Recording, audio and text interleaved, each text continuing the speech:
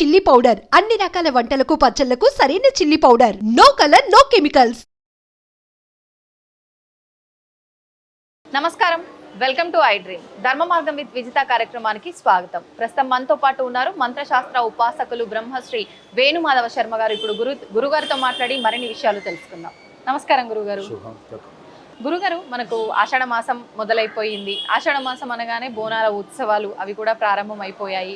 అయితే ముఖ్యంగా హైదరాబాద్ అంతటా ఉన్న ఆలయాల్లో ప్రతి ఒక్క దగ్గర బోనాల ఉత్సవం జరుగుతుంది. మరి ప్రత్యేకించి మన ఉజ్జయిని మహంకాళి అమ్మవారి ఆలయంలో ఎలాంటి ఉత్సవాలు, ఎలాంటి విశిష్టమైన క్రతువులు జరుగుతాయి ప్రత్యేకంగా ఈ బోనాల ఉత్సవాలలో తెలియజేయండి.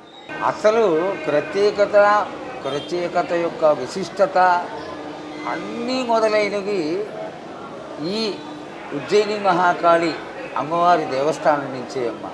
ముందుగా సర్వమంగళ మాంగళ్యే శిగే సర్వార్థ సాధకే శరణ్యే త్ర్యంబకే దేవి నారాయణి నమోస్తుతే శ్రీ మహాకాళ్యంగాయ నమః. ఈనాడు ఇన్ని లక్షల మంది ఇన్ని గ్రామాల నుంచి మూల నుంచి వచ్చి అమ్మవారికి జాతర చేస్తున్నారు అంటే దీనికి విశిష్టమైనటువంటి కారణం ఉందమ్మా.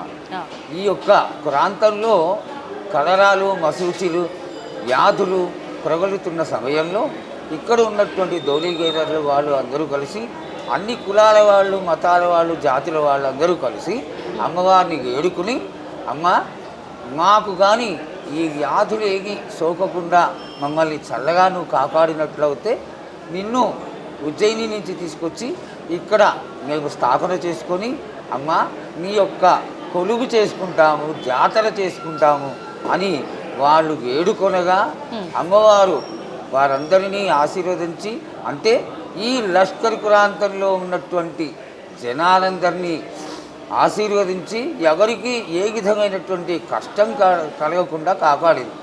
దానికి గుర్తుగా ఉజ్జయిని నుంచి అమ్మవారిని తీసుకొచ్చి ఇక్కడ స్థాపన చేసి ఈ ప్రాంతం అంతా కూడా అప్పుడు మిలిటరీ వాళ్ళతోటి, డోలీ గ్యారర్లతోటి లష్కర్ ప్రాంతంగా ఒక ప్రసిద్ధి చెందినటువంటి స్థలం. దానికి గుర్తుగానే లష్కర్ గోనాలు పండగగా అమ్మవారి యొక్క జాతర మొదలుపెట్టడం జరిగింది. అసలు గోనాల పండగ ఆ విశిష్టత ఏమిటి అంటే, అమ్మవారిని ఆషాఢ మాసంలో మొట్టమొదటగా వచ్చేటువంటి ఆదివారం నాడు ఎదురుకొచ్చి అమ్మవారు అత్తవారింటి నుంచి 15 రోజులు పుట్టింటికి వచ్చి గ్రామ సంచారం చేసి 15 రోజులు 15వ రోజైనటువంటి ఆదివారం నాడు తెల్లవారుజామున అమ్మవారి యొక్క జాతర మొదలవుతుంది. ఈ జాతరలో విశిష్టత ఏంటి?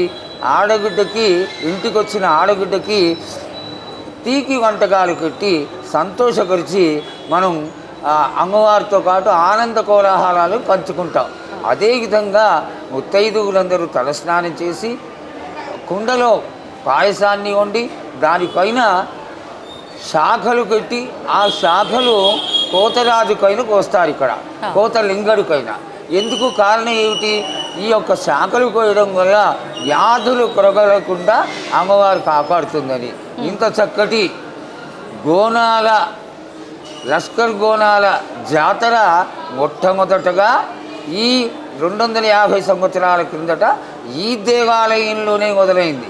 ఈనాడు చుట్టుపక్కల ప్రాంతాల్లో అంతా కూడా జాతర చేస్తున్నారు అంటే కారణం ఏమిటంటే, జనం పెరిగిపోయి ఇంత దూరం రాలేక ఈ యొక్క జాతరని వాళ్ళ ఇళ్ళ దగ్గర వాళ్ళు జరుపుకునేటువంటి ఒక ఆలోచనతో మాత్రమే అక్కడ జరుపుకోవడం జరుగుతోంది. కానీ మొట్టమొదట లష్కర్ గోనాల పండగ ఉజ్జయిని మహాకాళి ఆలయంలో ఈ ప్రాంతంలో ఇక్కడే మొదలైనటువంటి ఈ జాతర. గురుగారు, ఇప్పుడు ఈ బోనాల ఉత్సవం అనేది మనకు అన్ని ఆలయాల్లో జరుగుతుంది, కానీ మనకు ప్రత్యేకించి ఇక్కడ మన ఉజ్జయిని అమ్మవారి ఆలయంలో మనకు నెలంతా కూడా ఒక్కొక్క రోజు ఒక్కొక్క విశేషం ఉంటుంది. ప్రత్యేకించి 3 రోజుల పండగగా కూడా ఇక్కడ జరుపుకుంటారని అంటారు కదా, ఏం చేస్తుంటారు ఈ 3 రోజులు కూడా? 3 రోజుల పండగ కాదమ్మా, ఇది 15 రోజుల పండగ. అమ్మవారు ఆనాడు ఈ ప్రాంతం అంతా కూడా కాపాడుతానంది కాబట్టి అమ్మవారు మొదటి రోజున ఘటస్వరూపంలో పుట్టింటికి వచ్చి ఈ చుట్టుపక్కల ఉన్న ప్రాంతం అంతా కూడా ఇంటింటికి వెళ్ళి ఆది వ్యాధులతో ఉన్న వాళ్ళని, వృద్ధులని, పసిగుడ్డలని అందరినీ ఆశీర్వదించడానికి ఇంటింటికి వెళుతుంది. అయితే ఇది వరకు రోజుల్లో అమ్మవారు వచ్చింది అంటే అమ్మవారికి శాఖలతో అమ్మవారిని ఎదుర్కొనేవాళ్ళు ఇంటి ముందర. ఈ ఎదుర్కోవడంలో కూడా 1000 కళ్ళ చీరలు అని ఇది వరకు రోజుల్లో వచ్చేవి. ఆ చీరలు వేసి వాటి మీద ఈ ఘట స్వరూపాన్ని ఎవరైతే శిరస్సుకైనా పెట్టుకుంటాడో అతన్ని లోపలికి ఇంటి ముందరికి ఆహ్వానించి అతనికి శాఖతో కాళ్ళు కడిగి ఇతరములైనటువంటి వస్తువులన్నీ అమ్మవారికి బహుమతిగా ఇచ్చి హారతులతో అమ్మవారిని మంగళ స్వరూపిణి అయినటువంటి జగన్మాతను కొనియాడి అందరూ కూడా జగన్మాత ఆడగిడ్డగా మా ఇంటికి వచ్చి మమ్మల్ని కాపాడుతుంది అనేటువంటి ఒక చాలా మంచి భావనతో అమ్మవారిని ఈ యొక్క పూజలతో సంతోషపరచడం అనేది ఇక్కడ జరుగుతున్నటువంటి గొప్ప విశేషం. గురుగారు, ఇప్పుడు బోనం వండుతున్నప్పుడు ఆడవాళ్ళు ఎటువంటి నియమాలు పాటించాలి? ఆ బోనం వండుతున్న ఇంట్లో మగవారైనా సరే కుటుంబ సభ్యులైనా కూడా నియమాలు పాటించాల్సి ఉంటుందా? ఇక్కడ ఒక చాలా గొప్ప విశేషం ఉందమ్మా. అమ్మవారు వస్తోంది అనగానే తెలంగాణ ప్రజలందరూ కూడా మామూలుగా కాదు, ఆ దేవత ఆ మహాకాళి అమ్మవారు ఆడగిడ్డగా మన ఇంటికి వస్తుంది కాబట్టి ఇళ్ళకన్నిటికీ సున్నాలు వేయించుకోవడం, ఇళ్ళన్నీ బాగులు చేయించుకోవడం, కడుక్కోవడం, ఇతరులైనటువంటి శుభ్రాన్ని కలిగింపచేసేటువంటి క్రియలన్నీ చేస్తారు. అలాగే బోనం చేసే రోజున అందరూ కూడా చాలా శుచిగా ఒక ఆడగిడ్డకి ఎంత ప్రేమతో అయితే ఆ మిఠాయిలు, ఇతరులైనటువంటి స్వీట్లు, రకరకాలైనటువంటి పిండి పదార్థాలు, పిండి వంటలు అన్నీ సమర్పించుకుంటారో ఈ 15 రోజులు కూడా కోలాహలంగా తెలంగాణ ప్రాంతం అంతా కూడా పండగ వాతావరణంతో ఉంటుంది. అందరూ కూడా ఈ పండగని ప్రధానమైనటువంటి పండగగా తీసుకొని అందరూ పండగ చేసుకునేటువంటి కోలాహలంలో శుచి శుక్రతని చాలా విశేషంగా పాటిస్తారు. గురుగారు, బోనాలతో పాటు అమ్మవారికి కళ్యాణము, వడిబియ్యం కార్యక్రమాలు ఇవన్నీ కూడా ఉంటాయి కదండి. దీని వెనకాల ఏదైనా ఆంతర్యం ఉందా, లేదంటే ఒక ఆడపడుచుగా భావించి మనం చేయాల్సిన విధానాలు ఆచరిస్తున్నామా? ఆడగిడ్డగా భావించి చేసేటువంటి క్రియ మాత్రమే ఇదంతా అమ్మా. దీనిలో శాస్త్రపరమైనటువంటి విషయం ఏంటంటే ఇష్టమైతే కళ్యాణాలు చేస్తాం. ఇప్పుడు గల్కంపేటలో చేస్తున్నారు. అయితే మహాకాళీ దేవస్థానంలో ఇంకా విశేషం ఏంటంటే ఒక 50 సంవత్సరాల క్రిందట ఆలయాన్ని పునఃప్రతిష్ఠ చేసినప్పుడు జగద్గురువులు పుష్కగిరి పీఠాధిపతులు శ్రీ శ్రీ శ్రీ విద్యానరసింహభారతి స్వామివారు ఒక ఆర్డర్ వేయడం జరిగింది. మహాకాళి అమ్మవారు ఉంది కాబట్టి ఇక్కడ మహాకాళేశ్వర స్వామిని కూడా ప్రతిష్ఠింప చేసి ఈ యొక్క స్థానంలో విశిష్టతని, గొప్పతనాన్ని పెరుగుతుంది కాబట్టి తప్పకుండా చెయ్యాలి అని చెప్పడం. వారి తదనంతరం అశోక్ అనేటువంటి ఎగ్జిక్యూటివ్ ఆఫీసర్ గారు ఇక్కడ మహాకాళి అమ్మవారిని ప్రతిష్ఠింప చేయడం. అక్కడి నుంచి కూడా ఈ యొక్క మహాకాళి అమ్మవారికి మహాకాళేశ్వరుడితోటి ఇక్కడ శివరాత్రి రోజు కాళరాత్రి సమయంలో కళ్యాణం జరుగుతుంది, చాలా బాగా జరుగుతుంది. అయితే ఈనాడు కొత్తగా మొదలైనటువంటి కళ్యాణాలు వేరు. ప్రతి ఆలయంలో కూడా, అందులో మహాకాళి ఆలయంలో కూడా శాంతి కళ్యాణం అనేది జరుగుతుంది. ఈ శాంతి కళ్యాణం ప్రతి ఏటా చేయడం అనేది ఒక విశిష్టత, అది జరుగుతూనే ఉంటుంది. మన అమ్మవారికి మాత్రం ఈ మహాకాళి అమ్మవారికి 15 రోజుల జాతర మాత్రం చాలా విశేషమైంది. 16వ రోజున ఈ క్రియలన్నీ అయిపోయిన తర్వాత అమ్మవారు అత్తవారింటికి గజారూఢయ్యి చక్కగా ఘటస్వరూపిణిగా వెళ్ళిపోవడం జరుగుతుంది. ఇది 16 రోజుల జాతర విశిష్టత. కేవలం ఆది వ్యాధుల నుండి, రోగబాధల నుండి భక్తులని కాపాడుతాను అని అమ్మవారు ఎప్పుడైతే మాట ఇచ్చిందో 250 సంవత్సరాల నుంచి కూడా ఈ విధంగా ఈ మహాకాళి అమ్మవారి దేవస్థానంలో జరుగుతున్నటువంటి గొప్ప విశేషం.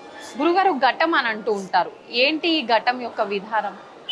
మనము దేవత పూజలు చేసిన ఒక విశేషమైనటువంటి కార్యక్రమాలు చేసిన, ప్రతిష్టా విధులు చేసిన, ముఖ్యంగా యాగశాల వేసి, యాగశాలలో విశిష్టత ఏమిటి అంటే కలశ స్థాపన చేయడమే. ఆ కలశ స్థాపన చేసి కలశ స్వరూపంలో ఉన్నటువంటి దేవతామూర్తికి యాగాది క్రతువులు చేసి ఆ దేవతా స్వరూపాన్ని పరిపూర్ణంగా అందులోకి ఆవహింపచేసి దాన్ని ఆ మూర్తి యొక్క మూర్తి యొక్క స్వరూపంగా భావన చేసి మూర్తికి చైతన్యాన్ని నింపడం, ఆ చైతన్య స్వరూపమే ఈ యొక్క తేజస్సు. ఈ తేజస్సే మనందరినీ కాపాడేటువంటి దేవతా స్వరూపంగా భావన జరుగుతుంది. ఇదంతా మూలం ఏమిటి అంటే కలశ స్వరూపం. ఆ కలశ స్వరూపంలో చదువుకున్న పండితులు, విజ్ఞానవంతులు వాళ్ళందరూ చేసేటువంటి ఒక క్రియ. ఆనాడు 250 సంవత్సరాల క్రిందట కలశాలు, ఇతరములైనటువంటి పూజలు తెలియనటువంటి కామరులు ఈ ప్రాంతంలో ఉండేవారు కాబట్టి వాళ్ళకి తోచిన విధంగా కలశం అనేదాన్ని ఘటము అని కూడా అంటారు. ఆ ఘట స్వరూపంలో అలంకారం చేసి దాని మీద అమ్మవారి యొక్క ఆ స్వరూపాన్ని తెలియజేసేటువంటి లింగాన్ని పెట్టి దానికి స్వర్ణమయమైనటువంటి వస్తువులతో అలంకారం చేసి వాళ్ళ యొక్క విజ్ఞానానికి తార్కాణంగా ఆ ఘట స్వరూపాన్ని తయారు చేసి అమ్మవారిని ఎదురుకు రావడం జరుగుతుంది. అది కూడా ఒక విశేషమైనటువంటి క్రియే. దాంట్లో ఆ ఘటంలో బియ్యం కోసి తాంబూలం పెట్టి అమ్మవారికి ఖర్జూరము, మొక్కలు, తమలపాకులు అన్నీ పెట్టి ఈ యొక్క ఘట స్వరూపాన్ని కలశ స్వరూపంగా భావన చేసి అమ్మవారిని ఎదురుకొచ్చి ప్రాంతం అంతా కూడా పూజించడం జరుగుతుంది. గురుగారు, ఇప్పుడు ఇదంతా ఒక ఎత్తు అయితే ఈ బోనాలు, ఘటం, ఈ కార్యక్రమాలన్నీ కూడా మనకు రంగం భవిష్యవాణి ప్రక్రియ ఇంకా పెద్ద ఎత్తు. అసలు దాని గురించి వివరించండి. ఈ యొక్క చక్కటి భవిష్యవాణి ప్రాంతం అంతా కూడా, లోకం అంతా కూడా ప్రగలిపోయి ఈనాడు భవిష్యత్తు వినడానికి మీడియా ద్వారా లేకపోతే ఈ అమ్మవారి దేవాలయానికి వచ్చి లక్షలాది ప్రజలు అమ్మవారి యొక్క భవిష్యవాణి వినాలి అనేటువంటి ఒక చక్కటి కుతూహలంతో ఎదురు చూస్తూ ఉంటారు సోమవారం రోజున. ఈ విశిష్టత ఏమిటి అంటే అమ్మవారు జోగిని స్వరూపమైనటువంటి ఈనాడు స్వర్ణలత పైకి ఆవాహన జరగడం జరుగుతుంది. ఇది ఎట్లా జరుగుతుంది అంటే 8 కులాల వాళ్ళు సాగర మంత్రాలతోటి అమ్మవారిని వారి వారి గొప్పతనంగా ఆవాహింపచేస్తారు. ఆ విధంగా ఆవహింపచేసినటువంటి స్వర్ణలత పైకి వచ్చినటువంటి మహాకాళి అమ్మవారిని ఈ ప్రధానమైనటువంటి దేవతామూర్తి అయినటువంటి మహాకాళి అమ్మవారి ఎదురుకుండా పరివార దేవత రాజశ్యామల అమ్మవారి ముందర కోతలింగడి స్థానానికి కూడా ముందర గుంట తవ్వి ఆ గుంటలో పచ్చి కుండని ముందు రోజుగా మేళతాళాలతో కుమ్మరి ఇంటి నుంచి తీసుకొస్తారు.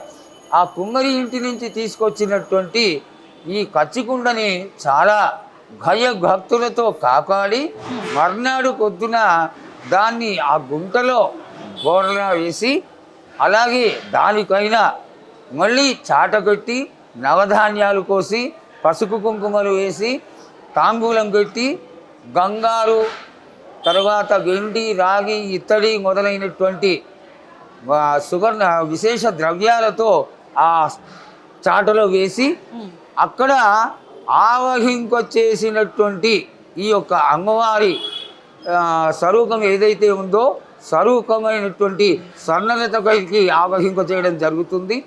ఆ స్వర్ణలతని ఈ కచ్చికుండకైనా నిలబెడతారు. చాలా విశేషం ఏమిటంటే కచ్చికుండ సాధారణంగా జాగ్రత్తగా లేకుండా కానీ దాన్ని కట్టుకుంటే విరిగిపోయేటువంటి ఛాన్సెస్ ఎక్కువగా ఉంటాయి. అయితే ఎప్పుడైతే అమ్మవారు ఆవహిస్తుందో స్వర్ణలత పైకి ఈ అమ్మవారు రావడం జరుగుతుందో ఆ నిలగొడ్డటువంటి మనుష్య స్వరూపం నిలగొడ్డా కూడా ఆ కచ్చకుండా కదలకుండా విరగకుండా ముక్కలు కాకుండా అలాగే ఉంటుంది. భవిష్యత్తు చెక్కడం అనేది స్వర్ణలత చెప్తుంది. దానికి ముందుగా ఏం అడగాలి, ఏమి దాని యొక్క విశిష్టత తెలుసుకోవాలి అని పెద్దలందరూ నిర్ణయించడం జరుగుతుంది. నిర్ణయించినటువంటి ప్రశ్నలని బ్రహ్మశ్రీ వేణుమాధవ శర్మ అయినటువంటి నేను, నాకు పెద్దవారైనటువంటి ఎల్లంగట్ల రామకృష్ణ గారు పక్కనే నిలబడి ఆలయానికి పెద్దవాళ్ళుగా మేము అడగడం జరుగుతుంది. అడిగిన వాటికి చక్కగా అమ్మవారు ఆమెకి చదువు సంధ్య అట్లాంటివి కాకుండా ఏం తెలియనటువంటి అమాయకురాలు ఆ పిల్ల, ఆ ప్రజ్ఞ ఎంత గొప్పగా ఉంటుంది అంటే ఆ అమ్మాయి అమ్మవారు ఆవహించినటువంటి విజ్ఞతని చూపిస్తుంది. అక్కడ ఆ సత్యాన్ని మనం తెలుసుకోవచ్చు. ఎంతో గొప్పగా విశేషంగా అమ్మవారిగా సమాధానం చెప్తుంది.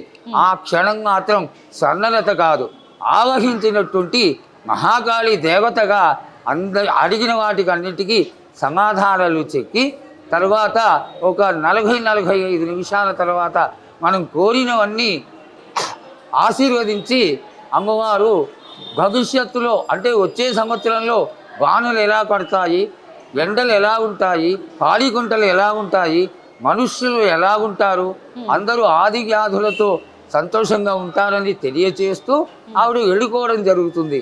ఎప్పుడైతే ఏ క్షణమైతే అమ్మవారు తన స్థానం నుంచి వెళ్ళిపోతుందో ఈ కచ్చకుండా కగిలిపోవడం జరుగుతుంది.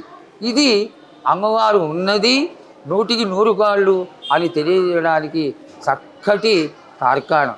అందువల్లనే ఈ భవిష్యవాణి కార్యక్రమాన్ని అందరూ కూడా ఎంతో కోరికతో అమ్మవారి ఆశీర్వాదం పొందడానికి అందరూ కూడా వేయి కళ్ళ ఎదురు చూసి ఈ భవిష్యవాణిని చూస్తూ ఉంటారు. గురుగారు, ఇప్పుడు భవిష్యవాణి అంటే జరగబోయేదంతా కూడా మీరు అడుగుతుంటే అమ్మవారు స్వర్ణలత గారి రూపంలో వచ్చి చెప్తూ ఉంటారు. కానీ ఏదైనా తెలియక చేసిన తప్పులు ఏవైనా ఉంటాయి కదండి, అవి కూడా అమ్మవారు సెలవిస్తారా? సంచిత ప్రారంభ కర్మలని కొన్ని ఉంటాయమ్మా. అవి కోయిన జన్మలో చేసినటువంటి కర్మ, 7 జన్మల కిందట చేసినటువంటి కర్మ, వాటిని మాత్రమే మనిషి ఈ జన్మలో జంతువునా నరజన్మ దుర్లభం అన్నారు. విచక్షణ ఇచ్చి మానసిక ప్రవృత్తిని కలిగింప చేసి భగవంతుడు అన్నీ ఇచ్చినా కూడా తనకి తెలిసి తెలియక ఖచ్చితంగా వీటినన్నిటినీ తక్కువ చేస్తూనే ఉంటాడు. ఆ చేసినటువంటి క్రియలు ఎవరు అనుభవించాలి? వాడే అనుభవించాలి. అందువల్ల వాడు అనుభవిస్తున్నటువంటి ఈ యొక్క కర్మ కాకానికి అమ్మవారు బాధ్యురాలు కాదమ్మా.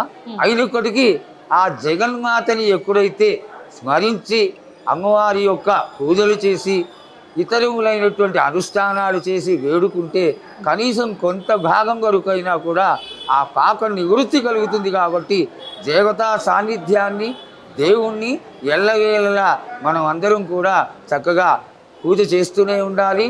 అందులో జగన్మాత మహాకాళి అమ్మవారు అందరినీ ఆశీర్వదించేటువంటి జగన్మాత కాబట్టి అందరూ కూడా జగన్మాతకి పూజ చేసి అమ్మవారి యొక్క ఆశీర్వాదంతో పాప నివృత్తి కలిగి అందరూ కూడా సుఖశాంతులతో వర్ధిల్లుతారని ఆశిస్తారు. గురుగారు, ఇప్పుడు మీరు చెప్పిన దాన్ని బట్టి జోగినీలకి వీళ్ళకి ఎక్కువ ప్రాధాన్యత ఉంది, పోతురాజులకి మొత్తం విశేషమైన కార్యక్రమాలు అన్నిట్లో కూడా. ఎందుకనండి వీళ్ళు అంత ప్రాధాన్యత? అంటే మొదటి బోనం కూడా వీళ్ళే తీయాలి అని చెప్పి అమ్మవారికి ఇవన్నీ కూడా మాట్లాడుతూ ఉంటారు కదా, ఎందుకని? జోగినిగా ఇక్కడ స్వర్ణలతకే ప్రాధాన్యత అమ్మా.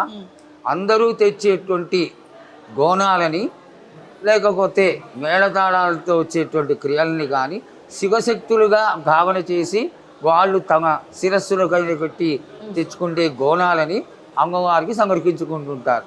అది వారి వారి యొక్క ఇష్టపూర్వకంగా జరుగుతున్నది. మొదటి గోనాలు లేకపోతే తర్వాత గోనాలు ఇవన్నీ ఇక్కడ ఏం లేవమ్మా. అయితే ఇక్కడ విశేషంగా అమ్మవారికి ఈ బియ్యం కోయడం అనేది జరుగుతుంది. ఈ బియ్యం కోసినటువంటి ఈ బియ్యం అంతా కూడా కొంత బియ్యాన్ని తీసి మళ్ళా ఒక 2 వారాల తర్వాత అమ్మవారికి వండి దాని నైవేద్యం పెట్టడం మారుకోణంగా చేస్తున్నాం. అయితే ఈ క్రియ అంతా కూడా మనం ఏర్పరచుకున్నదే, ఇది శాస్త్ర ప్రమాణమైంది అయితే కాదు. గురుగారు, ఈ పోతురాజు అమ్మవారికి అంటే తమ్ముడుగా భావించాలని కొంతమంది అంటారు, కొడుకుగా అసలు ఎవరు ఈ పోతురాజు అమ్మవారికి ఏమవుతారు? ఈ 7 అమ్మవార్లకి తోడుగా జన్మించిన వాడు కోతరాజమ్మ. ఈ 7 కూడా ఆయన కాపాడుతూ ఉంటాడని, అందువల్లనే ఈ 15 రోజుల్లో కూడా ఆయన మేళతాళాలతోటి ఈ యొక్క డక్కులతోటి వీటితోటి కోతరాజు ఒళ్ళంతా కసుకు రాసుకుని శిరస్సుకైన కుంకం పెట్టుకొని ఈ చేతిలో ఆ వీరగోళ కట్టుకుని అమ్మవారిని ఆనందపరచడం కోసం మేళతాళాలతో ఆడుతూ వచ్చి అమ్మవారి దర్శనం చేసుకుంటూ ఉంటాడు. అదేవిధంగా ఈ యొక్క క్రియలో అమ్మవారిని ఏ విధమైనటువంటి ఆది వ్యాధులు లేకుండా కాపాడాలో అదంతా కూడా పోతరాజుతో అవుతుంది అని ఒక క్రియ. గురుగారు, ఇప్పుడు ఈ మధ్య కాలంలో చూస్తున్నాము పోతరాజు వీళ్ళంతా ఈ గెటప్స్ వేసుకున్న వాళ్ళు తాగి కొంచెం అంత హడావిడి చేస్తున్న విధానాన్ని మనం చూస్తూ ఉన్నాము. ఇదంతా కరెక్టే అంటారా? ఆ రంగులు రాసుకోవడము, లేకపోతే నానా రకాలైనటువంటి విపరీతమైనటువంటి క్రియలు చేసుకోవడం, ఇవన్నీ కూడా 10-15 సంవత్సరాలుగా మొదలైందమ్మా. పోతరాజు అంటే వాడికి పటం వేసి పసుపు రాసి ఆ ముఖాన కుంకం పెట్టి వాడిని ఆ పటంలో కూర్చోబెట్టి మళ్ళీ 8 జాతుల వాళ్ళే వాడు కోతరాజు వాడి పైకి ఆవాహన జరిగేట్టుగా ఆ మంత్రాలతో వాడిని పిలవడం జరుగుతుంది. ఆ వచ్చినటువంటి కోతరాజు గావు కొట్టడం జరుగుతుంది. అదే ఇక్కడ జరుగుతున్నటువంటి క్రియ. దాన్ని రాంగ తగ్గించేశారు. గురుగారు, మనకి ఈ ఆషాఢ మాసంలోనే తొలి ఏకాదశి, ఆ రోజు నుంచే విష్ణుమూర్తి యోగ నిద్రలోకి వెళ్తాడని అంటారు. చాతుర్మాస దీక్షలు ప్రారంభమవుతాయి. ఆ విశిష్టత గురించి కూడా తెలియదు. చాతుర్మాస దీక్ష పౌర్ణమికి మొదలవుతుందమ్మా. పౌర్ణమికి వైష్ణవులు ఏకాదశి రోజున మొదలు పెట్టుకుంటారు. ఈశ్వర తత్వంలో 2 నెలలు కూడా చాతుర్మాస్యం అనేది సన్యాసులకి సంబంధించింది. ఈ గానులు విశేషంగా పడుతున్నటువంటి సమయంలో వారు సంచారం చేయలేరు కాబట్టి వారిని ఒక చోట ఉంచి ఆ చోటలోనే వారికి భోజనాది కార్యక్రమాలు పూజా విధులు అన్నీ ఏర్పాటు చేసి ఇంతవరకు కూడా ఆ అత్యద్భుతమైనటువంటి చాతుర్మాస్య వ్రత దీక్ష జరపడం జరుగుతుంది. గురుగారు, ఇప్పుడు ఈ ఏకాదశికి చాలా ప్రాధాన్యత ఉంది మన సనాతన ధర్మంలో. కానీ ఇప్పుడున్న విధానం చూస్తే అంతా కూడా ఇంతకు ముందులా లేదు అనిపిస్తుంది. అసలు ఏంటి ఆ విధానం? అది ఇదివరకు కంటే ఇక్కడే చక్కగా ఏకాదశి చేస్తున్నారమ్మా. అవునా? క్యాలెండర్లు రావడం, అందరూ క్యాలెండర్లు చూసేటువంటి స్థితికి రావడం, తెలుసుకుని ఏకాదశి రోజున ఉపవాసాలు ఉండడం, అందరూ చక్కగా విష్ణు పూజ చేయడం, ఈశ్వర పూజ చేయడం చక్కగా పెరిగిపోయింది. దీన్ని దినదిన కురవర్ధమానమై ఇంకా బాగా హైందవ ధర్మాల్లో ఏకాదశికి ఉన్నటువంటి విశిష్టతను తెలుసుకొని అందరూ పూజలు చేయాలని ఆశపడతారు. గురుగారు, ఇప్పుడు ఈ శివకేశవులు ఇద్దరికి భేదమే లేదు అని అంటారు. ప్రత్యేకించి మనకి చాతుర్మాసంలో శివుణ్ణి విష్ణువుని ఇద్దరిని ఆరాధిస్తే మంచి ఫలితం అంటారు. నిజంగా అసలు ఆరాధించాల్సింది ఇద్దరినా? అవునమ్మా, ఇద్దరిని వైష్ణవులు విష్ణు స్వరూపాన్ని పూజిస్తారు. అట్లాగే శివ సంబంధమైనటువంటి పూజలు చేసేవాళ్ళు ఈశ్వరుడికి నిత్యారాధన చేస్తారు. దీనిలో దోషమేమీ లేదమ్మా. ఎవరు వారి ఇష్టమైన దేవతను పూజ చేసుకోవచ్చు. ధన్యవాదాలు గురుగారు, చాలా మంచి విషయాలు తెలియజేశారు. నమస్తే.